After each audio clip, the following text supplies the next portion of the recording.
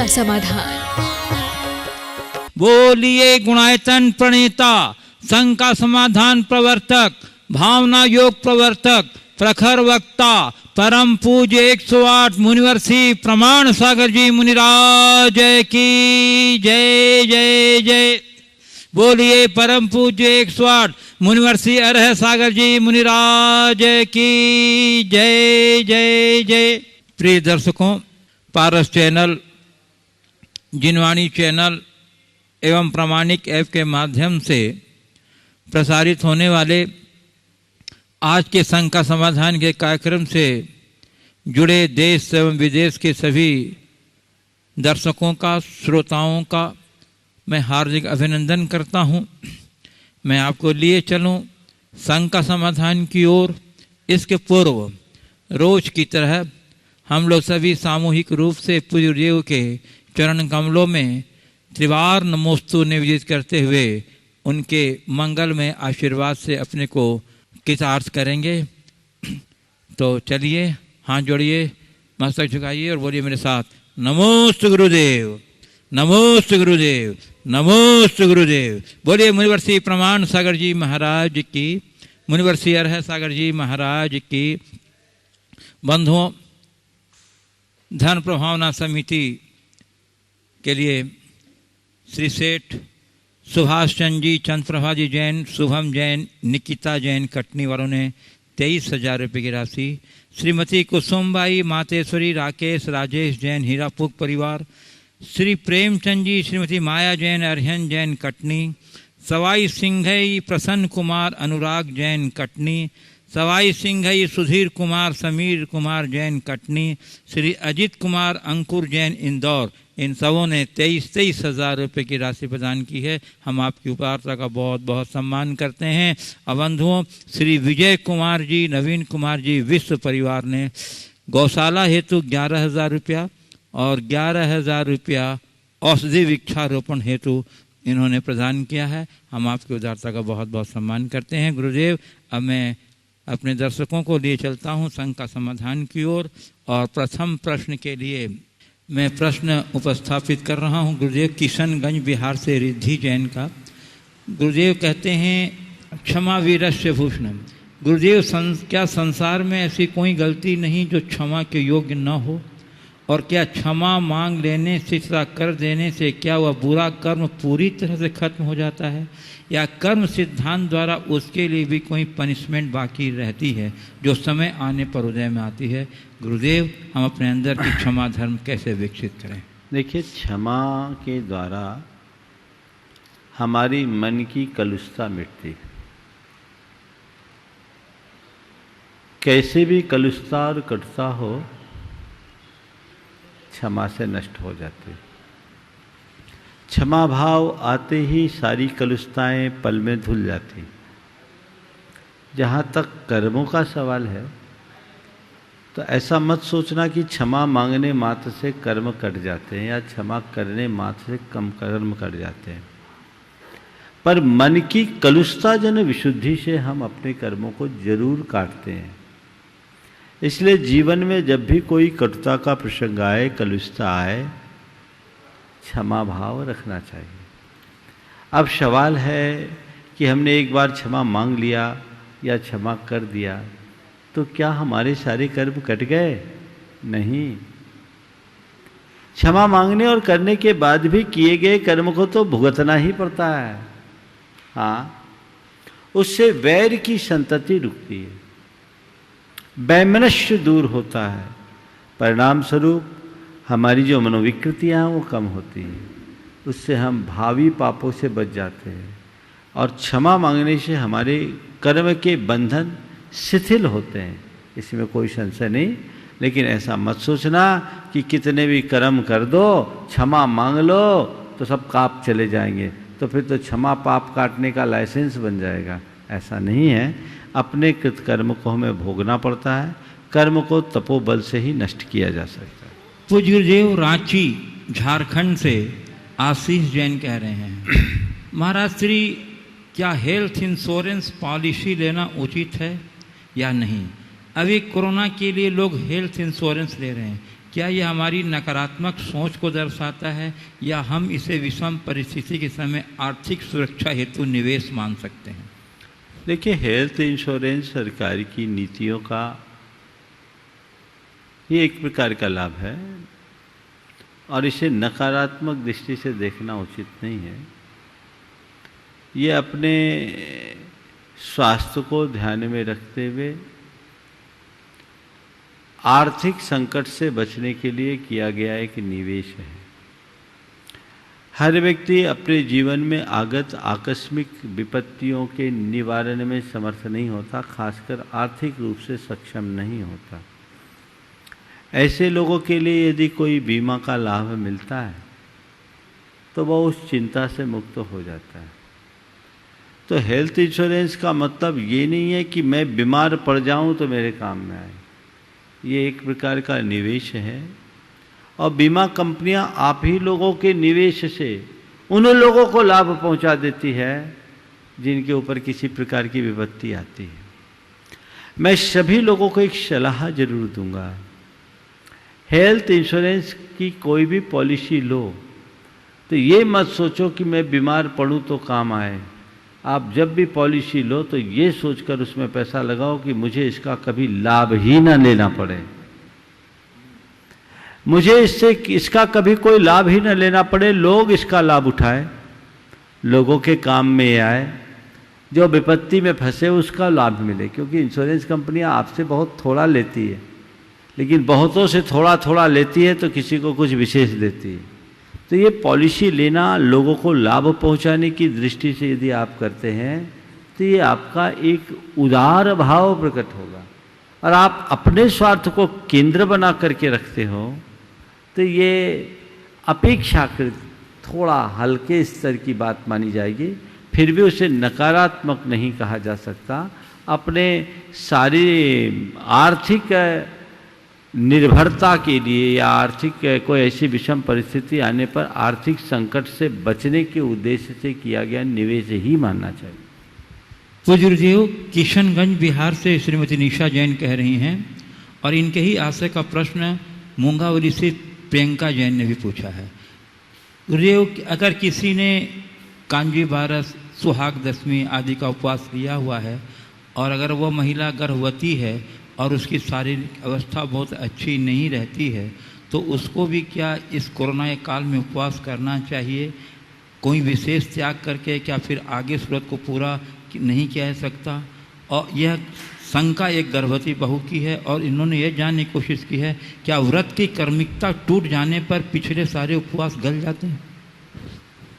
देखिए, व्रत एक संकल्प है, बृहद अनुष्ठान है और जो भी व्रत लिया जाता है उसको उसकी विधि से ही संपादित करना चाहिए। अनेक वर्षों में पूर्ण होने वाले व्रतों को उस अवधि में ही पूरा किया जाता है। जहाँ तक गर्भवती महिलाओं के द्वारा उपवास किए जाने का सवाल है, पुराने समय में बड़ी बुजुर्ग महिलाओं से पूछो, उनने खूब व्रत किए हैं, उपवास किए हैं और उसके बाद भी बच्चों को भी जन्मा है ना? ये माता जी बैठी हैं, हुआ है कि नहीं हुआ? होता है। पर पहले के लोगों की लाइफ स्टाइल अलग थी, तब किसी को बेड रेस्ट की बात सुनने में नहीं आती। अब तो बड़ी उल्टी स्थितियाँ आ गई। ऐसी स्थिति में यदि जच्चे और बच्चे दोनों की सलामती है तो उपवास निरंतर रखने में कोई हानि नहीं है, बल्कि रखना ही चाहिए।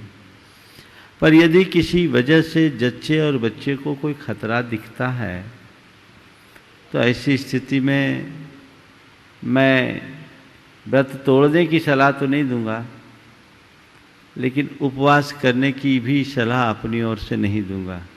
नहीं तो कहोगे महाराज ने उपवास करने के लिए कह दिया और गड़बड़ हो गया।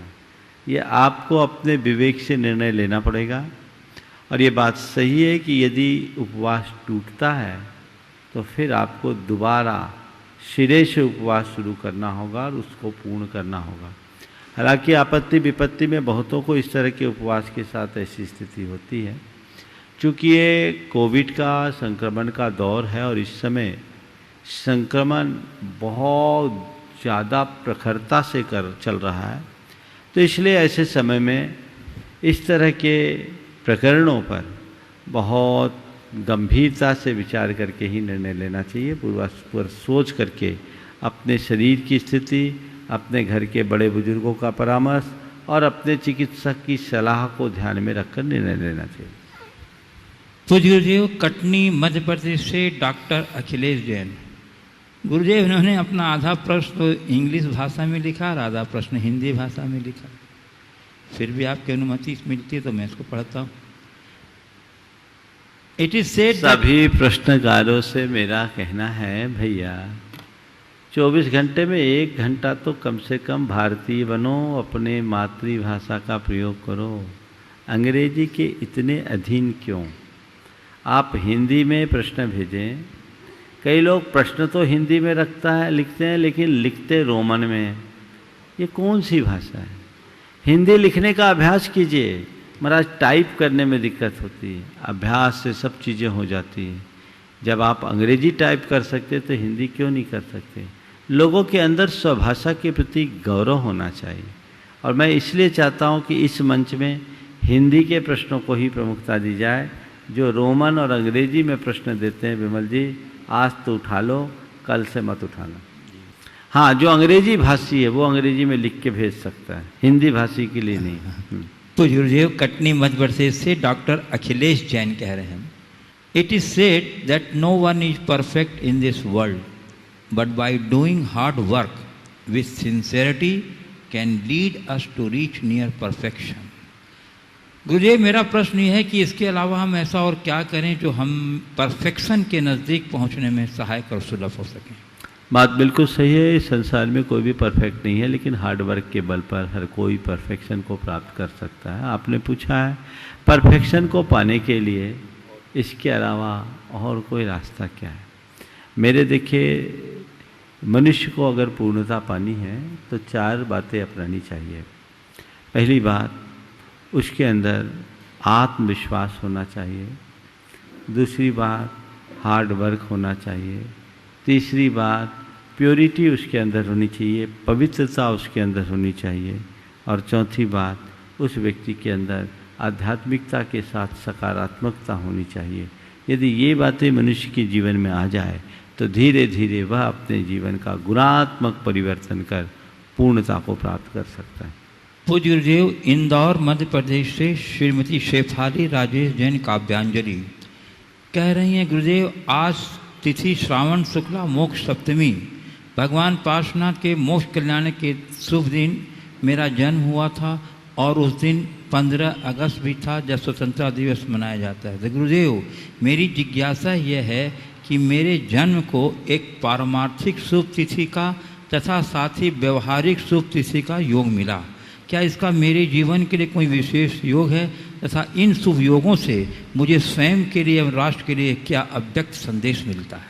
देखिए, बहुत अच्छा भाग्यशाली है कि आपके जन्म के साथ एक साथ 2 घटनाएं घटी, 15 अगस्त भी और मोक्ष सप्तमी भी। आपने पारमार्थिक और राष्ट्रीय दोनों संयोगों की बात की कि योग है। ये योग तो हो गया संयोग से। अब मैं योग की बात नहीं करता, प्रयोग की प्रेरणा आपको जरूर देता हूँ। अगर आपको ऐसे शुभ दिन में जन्म लेने का सौभाग्य मिला है तो अपने जीवन में ऐसे शुभ कार्य करें जिससे जन्म सार्थक हो। महत्वपूर्ण जन्म नहीं, जीवन है, जीवन शैली है। हम कैसी जीवन शैली को अपनाते हैं, किस तरीके से जीवन जीते हैं, ये सबसे ज़्यादा अर्थपूर्ण होता है। तो हम यदि उस तरीके से अपना जीवन जीना प्रारंभ करेंगे तभी हम अच्छे परिणाम प्राप्त कर पाएंगे। मैं तो आपसे कहूँगा, अपने जीवन में इस तरह का संतुलन बनाओ कि आपके जीवन में राष्ट्रीय चरित्र भी दिखे और आपके भीतर एक धर्मात्मा व्यक्ति की छवि भी निखरे। यदि राष्ट्रीय चरित्र के पालन के साथ साथ आपके भीतर की धार्मिकता प्रकट होती है तो वह आपके जीवन की एक बड़ी उपलब्धि बन सकती है।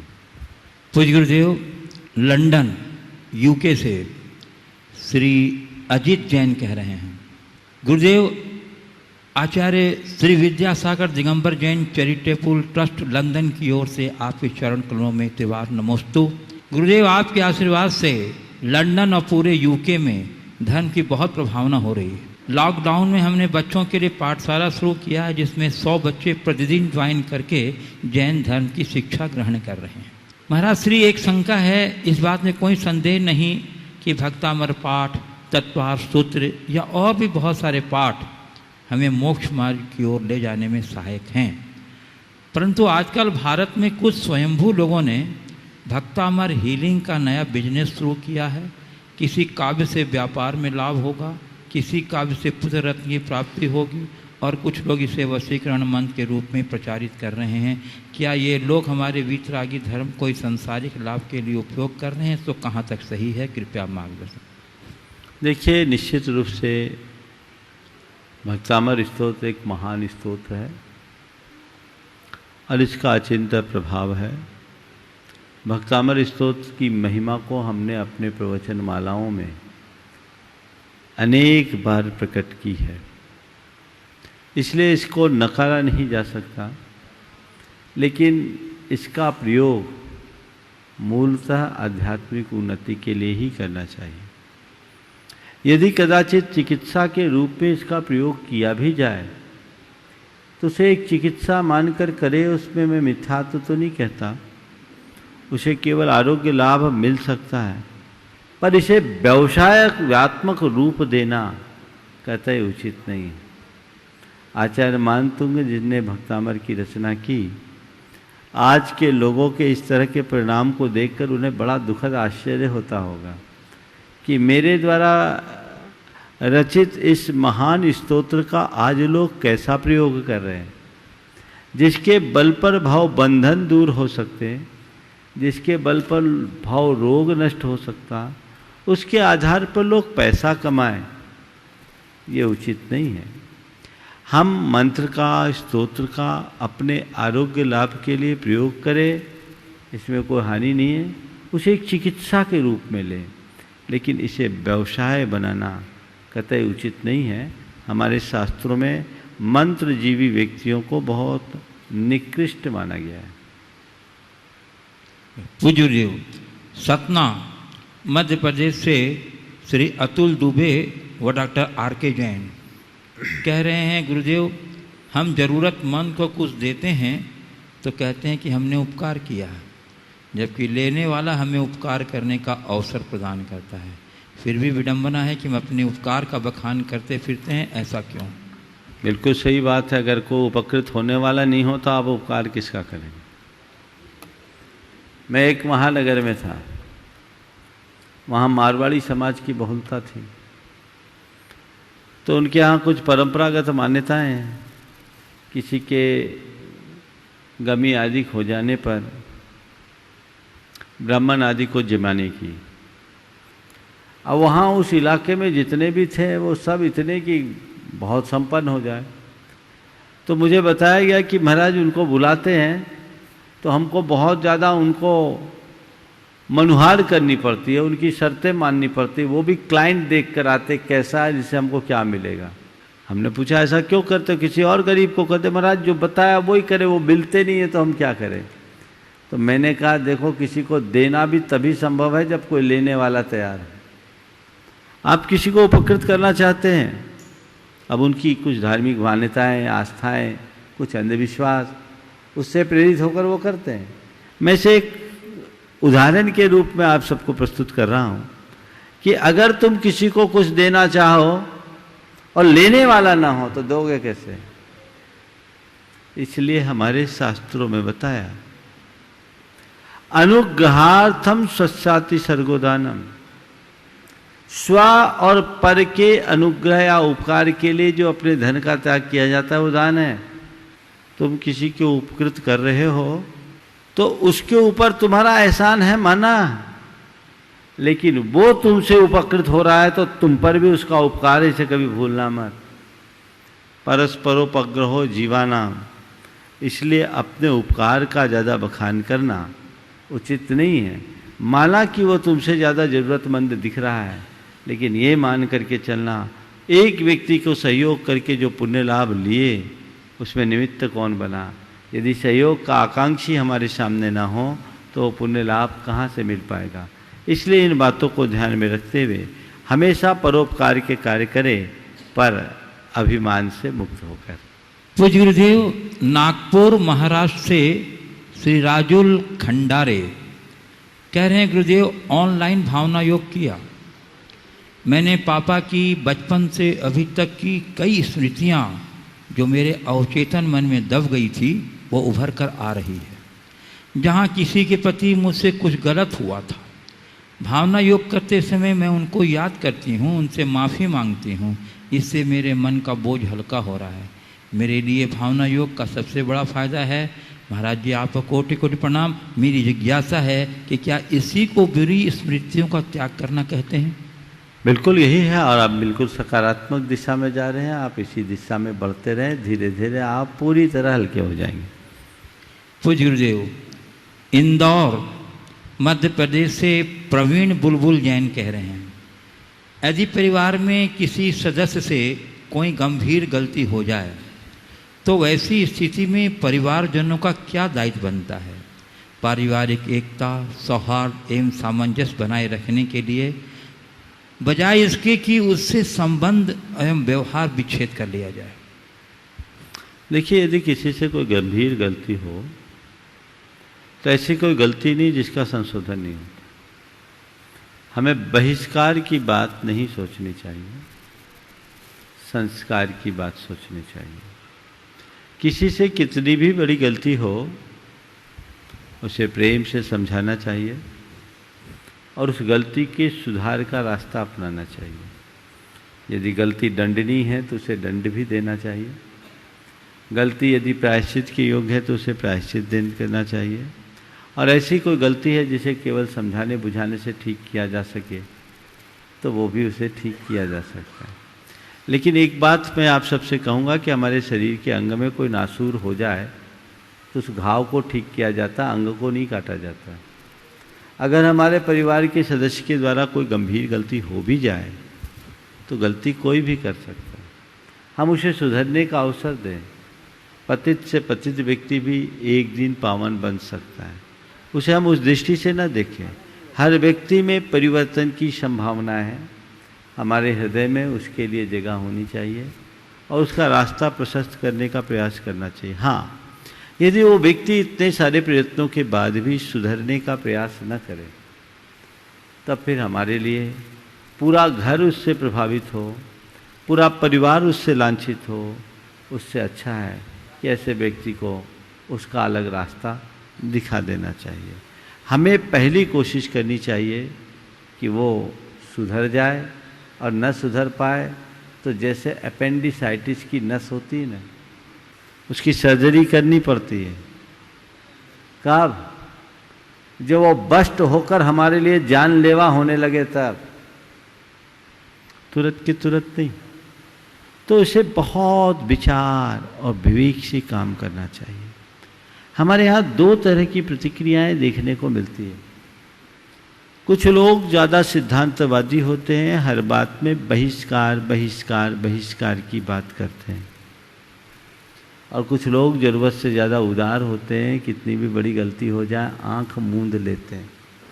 मेरी राय में ये दोनों बातें ठीक नहीं हैं। न तो बहुत ज़्यादा कठोरता होनी चाहिए, न ही अत्यधिक शिथिलता। हमें बीच का रास्ता अपनाना चाहिए।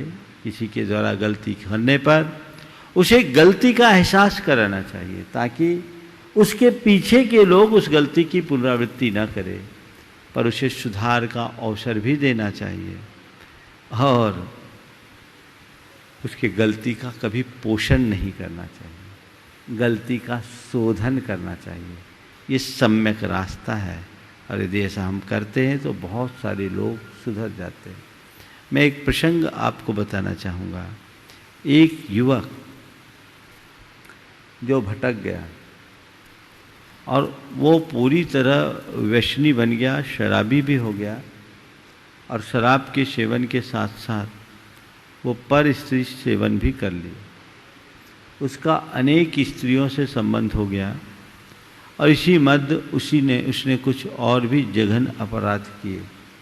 एक ऐसे परिवार का युवक जिसका पूरा परिवार धार्मिक था, घर में व्रती थे, लेकिन लड़का ऐसा किया, पहले तो परिवार के लोगों को कुछ पता नहीं चला, लेकिन जब बात उभर कर आई और पूरे परिवार की प्रतिष्ठा पर आ बन पड़ी, एक बारगी सब लोग सकते में आ गए।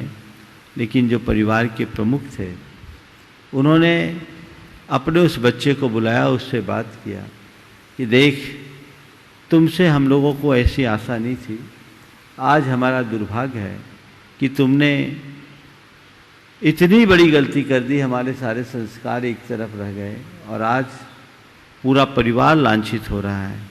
एक तुम्हारे कारण पूरे परिवार को नीचा देखना पड़ रहा है।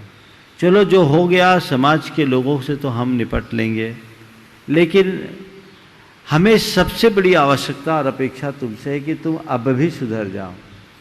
यदि तुम सुधरना चाहो तो हम सबसे जूझने के लिए तैयार हैं, और यदि तुम इसके लिए तैयार नहीं तो हमारा घर का दरवाज़ा तुम्हारे लिए हमेशा हमेशा के लिए बंद होगा। तुम्हें तय करना है, तुम हमारे वंश के अंश हो, तुम में हमारा खून है। हम चाहते हैं कि तुम वापस इस घर में आओ, तुम्हारा सुधार हो।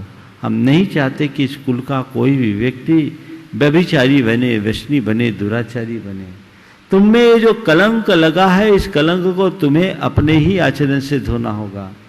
लेकिन ये बात मान करके चलना कि इस प्रकार की गलतियों के साथ जीने वाले दुराचारी व्यक्ति का इस घर में स्थान नहीं।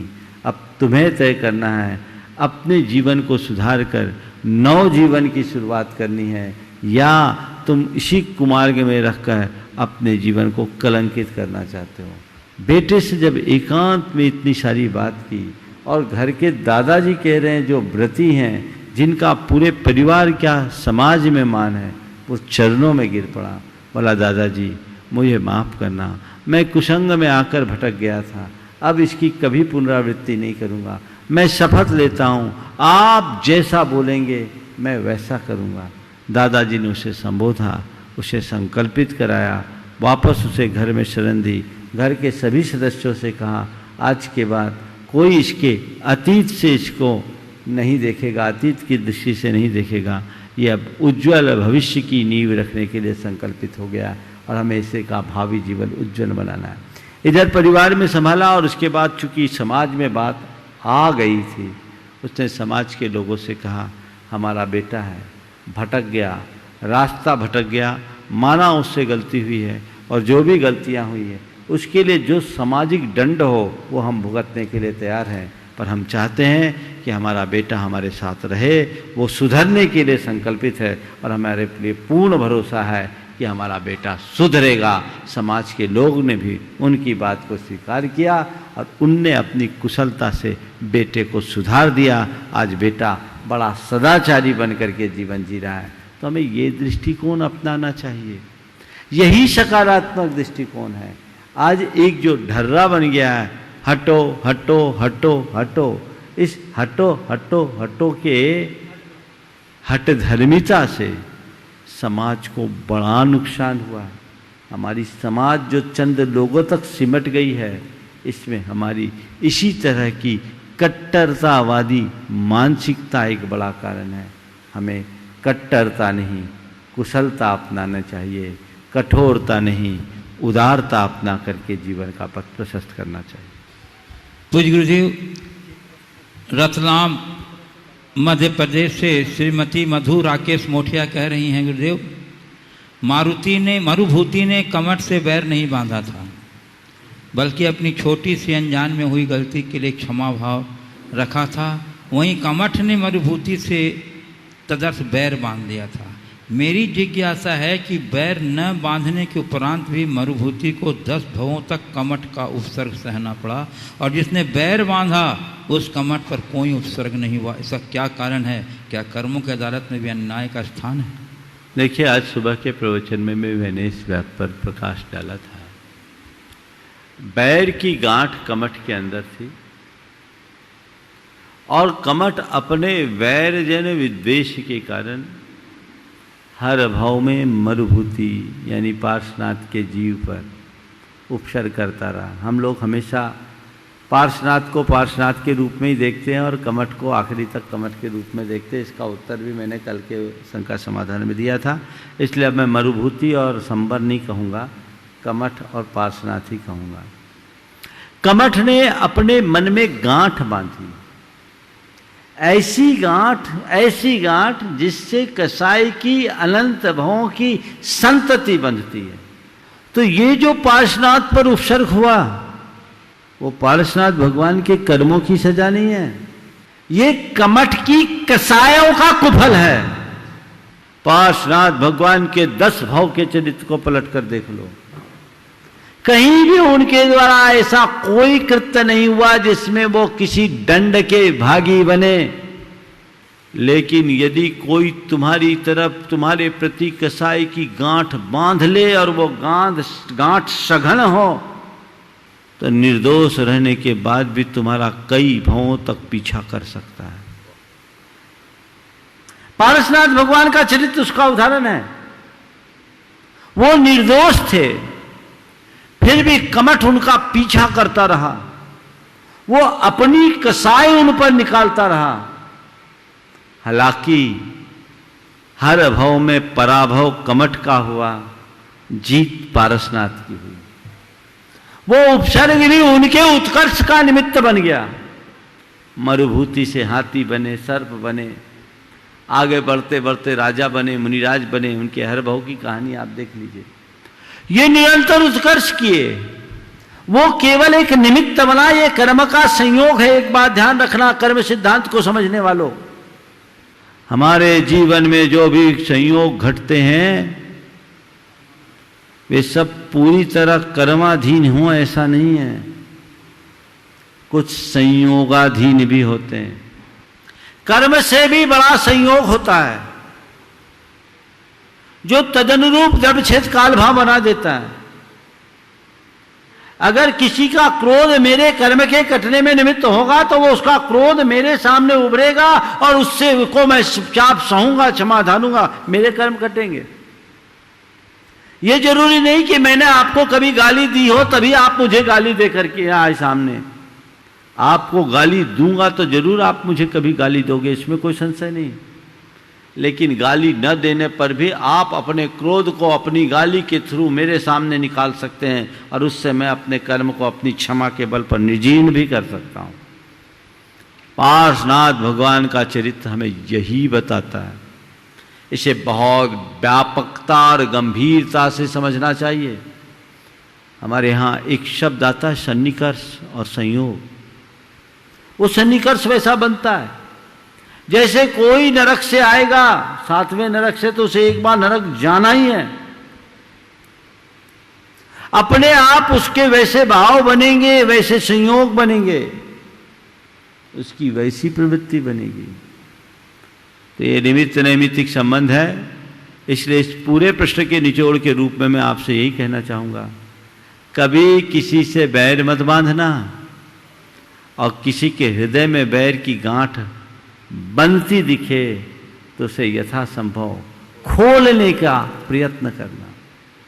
अगर वो गांठ खुल गई तो ये वैर की संतति यहीं रुक जाएगी, नहीं तो कमठ की भांति न जाने कितने भावों में पेरेगा, पीछा करेगा। इसलिए किसी भी प्रकार का बैर न हो, पाप अभिमान छोड़ जग नित्य ने मंगल गावे। आप लोग बोलते हैं, अंदर से इस गांठ को खोलने की कोशिश करो, हृदय को निर्मल बनाने का प्रयत्न करो।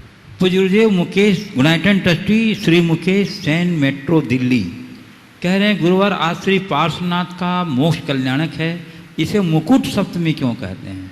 साथ ही गुरुवार मोक्ष कल्याणक को महोत्सव की तरह मनाना चाहिए और निश्चित रूप से ये त्याग और संयम को प्रोत्साहन देता है, पर क्या इस दिन पकवान इत्यादि बनाकर त्यौहार की तरह नहीं मनाना चाहिए? कृपया समाधान करें। देखिए, मोक्ष सप्तमी को मुकुट सप्तमी इसलिए कहते हैं कि भगवान पार्श्वनाथ आज लोक के मुकुट बन गए, लोक के शिखर में जाके विराजमान हो गए। जिस सप्तमी को वो लोक के मुकुट बने उस दिन उनको मुकुट सप्तमी कह दिया। इसकी कुछ कथाएं भी है, यद्यपि वो कथाएं बहुत अर्वाचीन हैं, मैं कथाओं के प्रवाह में नहीं जाता। बहुत सारे लोग त्याग तपस्या भी करते हैं। मोक्ष सप्तमी के दिन महोत्सव मनाएं, पकवान व्यंजन खाएं या त्याग तपस्या अपनाएं। मेरी राय में मोक्ष सप्तमी के दिन पकवान खाने की जगह त्याग तपस्या ही करना चाहिए। अगर तुम्हारे अंदर मोक्ष की भावना है तो मेरे तरफ इशारा कर रहे महाराज आज आपकी विधि नहीं मिली, आप उपवास कर लिए। अरे तो उपवास मैंने किया नहीं, हो गया, आप विधि मिला नहीं पाए, मैं क्या करूं? मैंने तो अवसर दिया ना आपको। अब यही होता है, जब योग होना होता है तो होता है। तो ये त्याग तपस्या का दिन है, ये मौज मस्ती का दिन नहीं। हम तीर्थंकरों के मोक्ष कल्याण के दिन अपने राग भाव को मंद करने का संकल्प अपने अंदर जगाएं, वीतरागता के प्रति हमारा लगाव बढ़े, ऐसा भाव जगाएं, तभी हम अपने जीवन का पथ प्रशस्त कर सकेंगे।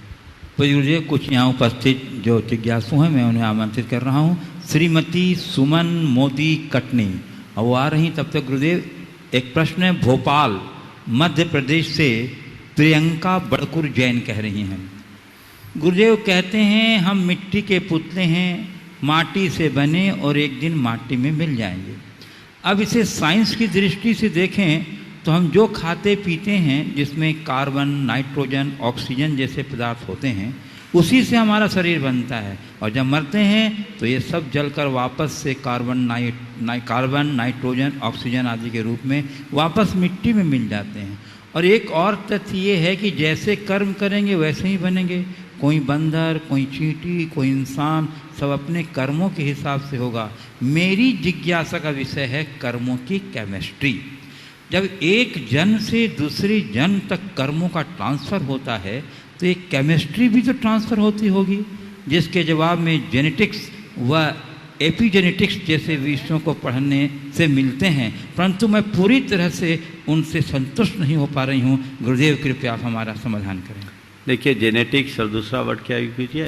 एपिजेनेटिक्स। एपिजेनेटिक्स की जो भी बातें हैं वो केवल मूर्त जगत की बातें। प्रश्नकार ने बहुत सूक्ष्मता से विवेचन किया है और जीवन की व्यवस्था को बहुत अच्छे ढंग से रेखांकित किया। ये उनकी सूक्ष्म बुद्धि का परिचायक भी है। जहाँ तक सवाल है कि ये माटी का तन है, एक दिन माटी में मिल जाएगा और मिलता ही है। अब रहा सवाल, जब हमारी मृत्यु होती है, शरीर छूटता है, नया जन्म हम धारण करते हैं, तो हमारी जो विभिन्न पर्याय मिलती है उस पर्याय में यहाँ की केमिस्ट्री किस तरह से लागू होती है। हमारा कर्म सिद्धांत इस विषय में भी पर्याप्त संकेत देता है। इसे थोड़ा ठीक रीति से समझना चाहिए। हम जब यहाँ की देह छोड़ते हैं, अगले जन्म स्थिति में जाते हैं, वहाँ कहाँ जाते हैं? जहाँ के कर्म के संस्कार हम यहाँ रखते हैं, और जहाँ के कर्म संस्कार हम लेकर के जाते हैं वहीं हमारा जन्म होता है। और वो कर्म का संस्कार जैसा होता है हमें वैसी ही योनि मिलती है। योनि यानी उत्पत्ति का स्थान। जिस जगह हम जन्म लेते हैं जैसी योनि होती, वहाँ के पूरे रासायनिक परिणमन वैसे होते हैं। वहाँ की मिट्टी, वहाँ का पानी, वहाँ की हवा वैसी होगी, वहाँ के परमाणु भी वैसे ही होते हैं।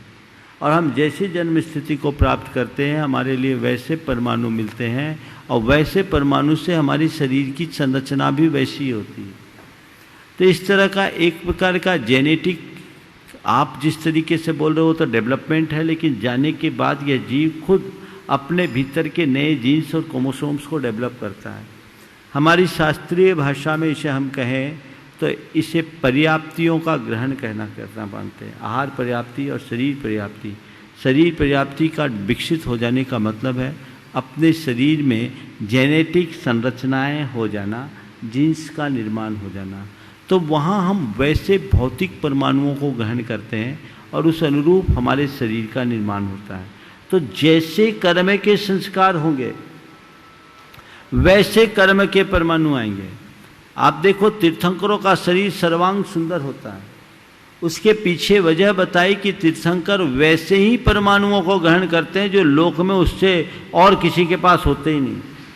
आप लोग भक्तामर पढ़ते समय रोज बोलते हैं, ये शांत राग रुचि भी परमाणुभिस्तम निर्मापितस्त्र भुवनैक ललाम भूत तावंत एव खलु ते प्रणवः पृथिव्याम यत्ते समानम अपरम नहीं रूपमस्ति। भगवान, लोक में आपके समान सुंदर कोई दूसरा नहीं है, क्योंकि जिन परमाणुओं से आपका शरीर बना वो उतने ही थे, दूसरों के पास गए नहीं, सब आप में लग गए। लोक के जितने सुंदर परमाणु थे वो आप में लग गए। हमारे धवला की 13वीं पुस्तक में इन सब का वर्णन है और उसमें बताया कि तीर्थंकरों के शरीर में रहने वाले पुद्गलों के स्पर्श कैसा होता है, गंध कैसी होती है, उसका स्वाद कैसा होता है और उसका रंग कैसा होता है। वो अलग अलग है, तो स्पर्श, रस, गंध ये और वर्ण ये हर पुद्गल में पाया जाता है, हम लोगों के शरीर में भी होता है। तो इसको जो हम ग्रहण करते हैं, जैसे आप कार्बन, नाइट्रोजन के रूप में बात करें ऑर्गेनिक केमिस्ट्री के हिसाब से, तो ये जो रसायन हैं, हमारे शरीर के रासायनिक तत्व हैं, उन्हें भी हमारा कर्म सुनिश्चित करता है। जैसे कर्म का उदय होगा उसके अनुरूप उन सब का परिणमन होता है और उसी अनुरूप सारा जीवन चलता है। जब तक कर्म अनुकूल होते हैं हमारा ये भौतिक शरीर सुरक्षित रहता है। कर्म का क्षय होता है, आयु नष्ट होती है, ये भौतिक शरीर 100 में परिवर्तित हो जाता है और इसके परमाणु चिता की राख के बाद परिवर्तित हो जाते। तो एक क्रम है। तो इसमें भी कर्मों की केमिस्ट्री होती है जो नए सिरे से नए निर्माण करते हैं और उस निर्माण के पीछे कारण हमारे कर्म का संस्कार। आपने पूछा, आपका ये पूछना हो सकता है कि यहाँ के जीन्स क्या अगले जन्म में काम आएंगे? बिल्कुल नहीं आएंगे, क्योंकि ये जीन्स तो शरीर का रूप था, ये मूर्त रूप था, यहीं छूट गया। एक है कर्म, एक है नो कर्म। कर्म शरीर को बनाता है और नो कर्म के लिए एक विशेष प्रकार के पुद्गल परमाणु होते हैं, मटेरियल होता है जिससे शरीर बनता है। वो मटेरियल यहीं छूट जाता है और कर्म जहाँ हमारा जन्म होता है हमारे कर्म के अनुकूल अपने आप वैसे नो कर्म को ग्रहण करता है। तो अगर हम आज मनुष्य हैं कल बंदर बने तो ऐसा मत समझना कि हमारा शरीर बंदर और मनुष्य का मिला जुला रूप होगा। हम बंदर बनेंगे तो बंदर के जैसे होंगे। हाँ, हमारे अंदर ये हो सकता है कि कोई मनुष्य से बंदर बना तो उस बंदर की बुद्धि में मनुष्य की बुद्धि का कुछ अंश आ जाए, और ये भी हो सकता है कोई बंदर मनुष्य बना तो मनुष्य बनने के बाद भी उसकी बुद्धि में कुछ बंदर जैसी प्रवृत्ति हो जाए। ये उसके कर्मों का खेल है, ये कर्म के संस्कार हैं और कर्म के संस्कार अपना परिणाम उसी अनुरूप देते हैं। श्रीमती सुमन मोदी और कटनी, उसके बाद तैयार रहेंगे श्री सेठ सुभाष जी जैन, गुणायतन ट्रस्टी एवं निदेशक धर्म प्रभावना समिति। नमोस्तु गुरुदेव, नमोस्तु नमोस्तु। महाराज श्री, मेरा प्रश्न है, समय के साथ हो रहे बदलावों के लिए खुद को कैसे तैयार करें ताकि सफलता। दोबारा बोलो। समय के साथ हो रहे बदलावों के लिए खुद को कैसे तैयार करें ताकि सफलता सुनिश्चित रहे। समय के साथ हो रहे बदलावों के लिए खुद को हम कैसे तैयार करें कि सफलता सुनिश्चित रहे। देखिए, दो तरह का बदलाव, एक है सामयिक बदलाव और एक है शाश्वत मूल्यों में परिवर्तन। मनुष्य को चाहिए कि सामयिक मूल्य समय समय पर बदलते हैं और हमें उसे स्वीकारने में कोई संकोच भी नहीं करना चाहिए। सामयिक मूल्यों को हम तब तक स्वीकारें जब तक कि उससे हमारी मौलिक पहचान खंडित ना हो। समय के बदलाव के साथ आप बदलते हैं, बदल दीजिए, कोई दिक्कत नहीं है।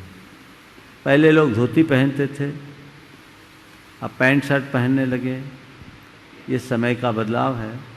पैंट शर्ट गया, अब जीन्स पहनने लगे, ये भी एक समय का बदलाव है। महिलाएं पहले केवल साड़ी पहनती थी, पहले सीधा पल्ला पहनती थी, फिर उल्टा पल्ला हुआ, अब साड़ी गई, सूट आ गया और सूट के साथ अब तो जीन्स और टॉप भी आने लगा। धीरे धीरे एक परिवर्तन है, ये समय का बदलाव है, इसे समय ने एक्सेप्ट किया। और आज के वस्त्रों को देखो और महाभारत युग के वस्त्रों को देखो तो बहुत बड़ा बदलाव दिखेगा।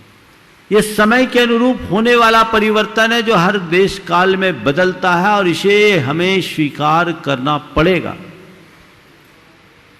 चाहे हम उसे सहज रूप से स्वीकार करते हैं तो और नहीं करते हैं तो। लेकिन हम वस्त्र कोई भी पहने, हमारी मर्यादाएं अखंडित होनी चाहिए। अगर समय के बदलाव के साथ कोई अपनी मर्यादाओं का भी खनन करने लगे तो ये कतई स्वीकार नहीं है। हमें मर्यादाओं को स्वीकार करके चलना चाहिए, सुरक्षित रखना चाहिए। तो संक्षेप में मैं बात कहूंगा, सामयिक मूल्य बदल जाए कोई चिंता नहीं, शाश्वत मूल्य अक्षुण्ण होने चाहिए। हमारी आस्था नहीं डगमगानी चाहिए। बाहर का परिवेश बदल जाए, अंदर का परिणाम नहीं बदलना चाहिए। यदि ये हमने अपने अंदर धार लिया तो समय का बदलाव हमारे लिए नुकसान नहीं करेगा, लेकिन यदि इसे हमने खो दिया तो हम सिवाय नुकसान के और कुछ नहीं पाएंगे। नमोस्तु महाराज। श्री सेठ सुभाष जी जैन, निदेशक धर्म प्रभावना समिति ग्रांट ट्रस्टी, उस बात क्या रहेंगे श्री प्रमोद जी जैन, कक्का कटनी, महामंत्री धर्म प्रभावना समिति। नमोस्तु महाराज जी। मेरा प्रश्न है कि सभी लोग जानते हैं कि अच्छाई क्या है, बुराई क्या है, सकारात्मक क्या है, नकारात्मक क्या है, ये तो सभी लोग जानते हैं। परंतु आज हम मतलब चाहे हम हो चाहे कोई भी हो, इस संसार में नकारात्मक सोच की तरफ जाना जा रहा है, और ये जानता भी है कि इसमें हम कहीं से लूजर ही रहेंगे, पॉजिटिव मतलब गेनर नहीं हो सकती। तो महाराज जी, ये नकारात्मक सोच इस भाव में अभी से परिणाम देना शुरू करती है। कितनी बार कितना समय बर्बाद कर देते हैं, उनको अपने कीमती समय की चिंता नहीं रहती लोगों को। तो इस समय को बचाने के लिए साथ में सकारात्मक सोच तो वो पार्थनाथ की तरफ जाती है, और नकारात्मक सोच कमठ की ओर जाती है। महाराज जी, इसमें हम बहुत अच्छा भाव आपने प्रकट किया है। सब व्यक्ति जानते हैं धर्म क्या, अधर्म क्या है, अच्छाई क्या, बुराई क्या, पाप क्या, पुण्य क्या, सकारात्मकता क्या, नकारात्मकता क्या, और उसके परिणाम भी क्या। लेकिन इसके बाद भी व्यक्ति का झुकाव नकारात्मकता की तरफ ही होता है। पार्श्वनाथ को आदर्श बनाने के बाद भी लोग कमठ के ही रास्ते पर क्यों चलते हैं? आपके सवाल का उत्तर मैं आचार्य पूज्यपाद की एक कारिका के माध्यम से देना चाहता हूँ। वहाँ एक आम आदमी की बात तो जाने दीजिए, हम योगियों को रेखांकित करते हुए एक बात उठाई। महान महान योगी भी पर परिणति में लग जाते हैं, और उन्होंने बहुत अच्छी बात की कि जाननपि आत्मनस्तत्वम विविक्तम भावयनपि, जाननपि आत्मनस्तत्वम विविक्तम भावयनपि पूर्व विभ्रम वसाच्चेत भूयो भ्रांतिम अभिगच्छति। अपने आत्मा के तत्व को अच्छी तरीके से जानने के बाद भी विविक्तम भावयनपि, एकांत में उसकी भावना भाने के उपरांत भी पूर्व विभ्रम वसात, पुराने संस्कारों के कारण भूयः भ्रांतिम अभिगच्छति, बार बार उन्हीं रागात्मक परिणति में चला जाता है। तो मैं इसी बात को आप लोगों के लिए लागू करता हूं। जो बात एक योगी के लिए लागू है, योगी जान रहा है कि मैं आत्मा का बस आत्मा ही है, और पर में गया तो बंधा, आत्मा में डूबूंगा तभी मुक्त होऊंगा। ये जानने के बाद भी कोई अनात्मा आ रहा है तो उसको आशीर्वाद दे रहे हैं, कोई अनात्मा आ रहा है तो उसके कल्याण की बात सोच रहे हैं।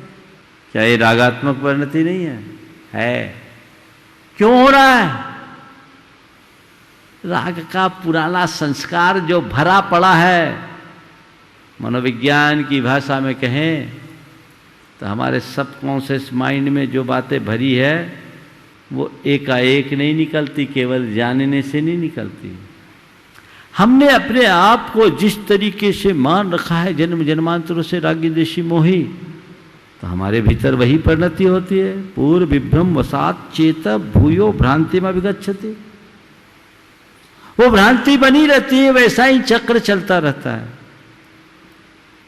इसी तरह सब जानते हैं क्या सही है क्या गलत, लेकिन पुराने संस्कार इतने हावी हैं कि चित्त गलत की तरफ जाता है।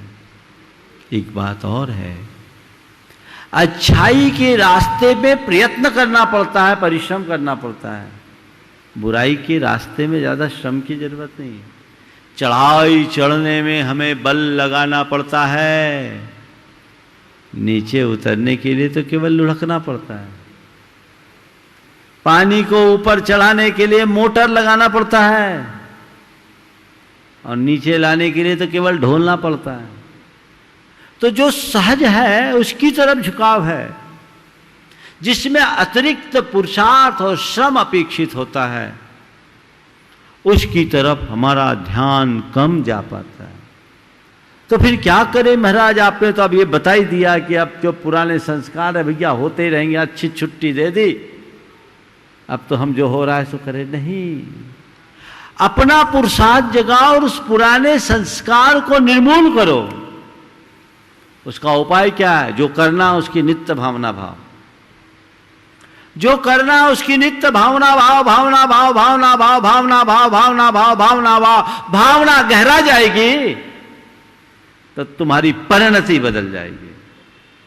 इसलिए बार बार बार बार पुरुषार्थ करो, जब तक उसका अंतिम परिणाम न घटे तब तक अपना पुरुषार्थ जारी रखो, उसमें कोई कोर कसर नहीं होने दो, तभी हम आगे बढ़ेंगे। एक बात और, जल्दी मत करो, आप बड़े हड़बड़ाते हो, पूरा उत्तर देना।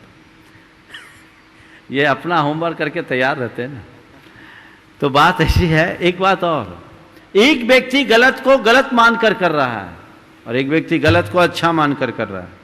जो व्यक्ति गलत को अच्छा मान रहा है, जिसे गलत और अच्छे का बोध नहीं है, वो कभी मुक्त नहीं हो सकेगा। लेकिन जो व्यक्ति किसी वजह से गलत को गलत मानने के बाद छोड़ भी नहीं पा रहा पर ये मान रहा है गलत है, वो आज नहीं कल सुधर सकता। इसलिए हमें इतनी समझ तो प्राथमिक स्तर पर विकसित कर ही लेने चाहिए। क्या है क्या उपादेय है, क्या सही है क्या गलत है, क्या अच्छाई है क्या बुराई है, क्या सकारात्मक है क्या नकारात्मक है, कौन सा रास्ता पारसनाथ का है और कौन सा रास्ता कमठ का है, ये ध्यान रखो और हमेशा आदर्श की ओर बढ़ने का लक्ष्य बनाओ। निरंतर भावना भाव, भावना भाव, भावना भाव, भावना ही भवनाशी। श्री 10 भाव लग गए उनको, कोई जरूरी नहीं उनको 10 भाव लगे, हम लोग पारसनाथ से आगे के एक ही भाव में खत्म कर सकते हैं। जागो तो पुरुषार्थ करो। श्री प्रमोद कुमार जी जैन कटनी, महामंत्री धर्म प्रभावना समिति। हे गुरुदेव, आपके चरणों में त्रिबार नमोस्तु।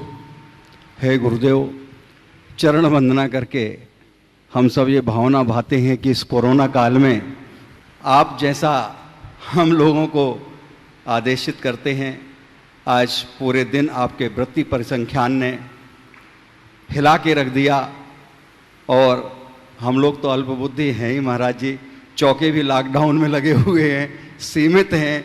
कम से कम इतनी व्यवस्था बनी रहे कि दिन भर संकलेश परिणाम नहीं हो पाए, ऐसी भावना है। आज आपका उपवास हो गया।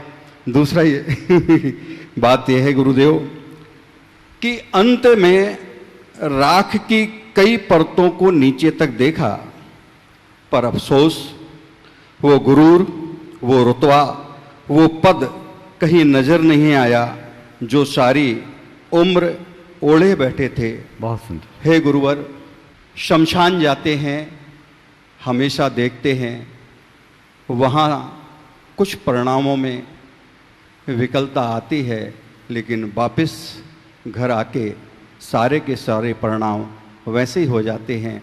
ऐसा हम क्या करें कि एक दफ़े अंतरंग में ऐसी भावना बैठ जाए कि ये सब सही नहीं है। बहुत सुंदर। देखिए, आपने पहले में तो शिकायत की है, दूसरे में सवाल किया। पहले तो आपकी शिकायत का जवाब दे। देखिए, हम लोगों की अपनी चर्या है और हम लोग अपने चर्या के अनुकूल करते हैं। जहाँ तक वृत्ति परिसंख्यान का सवाल है, ये हमारी चर्या का अंग है और मैं अक्सर वृत्ति परिसंख्यान में ही निकलता हूँ। रोज़ जब विधि मिल जाती है तो आपको पता नहीं लगता, एक दिन नहीं मिली तो आपको पता लग गया। अब रहा सवाल, महाराज ऐसी कौन सी कठिन मिल गई? अरे जो बच्चे से पेपर जिसका उत्तर आता है ना, वो प्रश्न सरल दिखता है, जिसका उत्तर नहीं बनता कहता पेपर कठिन था। अरे उत्तर तो आना चाहिए तुम्हें, है पेपर वही, कोर्स से बाहर का नहीं है। समझ गए? पढ़ाई करो, जो आप लोग रखते हो ना उसी में उलट पलट करने से सब हो जाता है। तो हमारी कोई ऐसी विधि नहीं है जो हम उठपटांग विधि लेते हैं, या है सामान्य रूटीन में जो आप लोग लेते हैं। रहा सवाल संकलेश का, तो हमें तो कोई संकलेश नहीं, आप लोगों को संकलेश हुआ, तो ये संकलेश आपको करना नहीं चाहिए, हर्ष होना चाहिए। ये तो एक तपस्या है। और रहा सवाल कोरोना के काल में ज़्यादा तपस्या नहीं करें, मुझे पता है मेरा शरीर मुझे कितना परमिट करता है और हम उतना ही करते हैं। आप लोगों को जब हम ज़्यादा नहीं करने के लिए कहते हैं तो अपने लिए क्यों करेंगे? 8 दिन के एक उपवास में कुछ नहीं होता, 5-7 दिन 8 दिन में एक आध उपवास हो, और ये चातुर्मास का ही तो अवसर है जब हम लोग करते हैं, तो हम लोग अपना मेंटेन करके चलते हैं। इसलिए घबराइए नहीं, और इस बात को लेकर के विकल्प ज़्यादा करने की ज़रूरत नहीं है। आपने जो सवाल किया बहुत अच्छा सवाल किया है, लेकिन समय ऐसा बता रहा है कि उत्तर में विस्तार से दूंगा तो समय पूरा हो जाएगा, लेकिन नहीं दूंगा तो आपको अच्छा नहीं लगेगा। इसलिए सार में दे रहा हूँ कि शमशान की तस्वीर को आंखों के सामने रखो। अपने जीवन को राह पर लाना है तो हर पल अपनी मौत को अपने सामने रखो। जिंदगी राह पर नहीं आती, मौत जब तक नजर नहीं आती। दूसरों की मौत में हम अपनी मौत देखने लगे, जीवन सफल होगा। समय आप सबका हो गया, यहीं पर विराम। बोलिए परम पूज्य आचार्य गुरुवर श्री विद्यासागर जी महाराज की। बोलिए परम पूज्य एक स्वामी यूनिवर्सिटी प्रमाण सागर जी महाराज की। परम पूज्य एक स्वामी अरहत सागर जी महाराज की।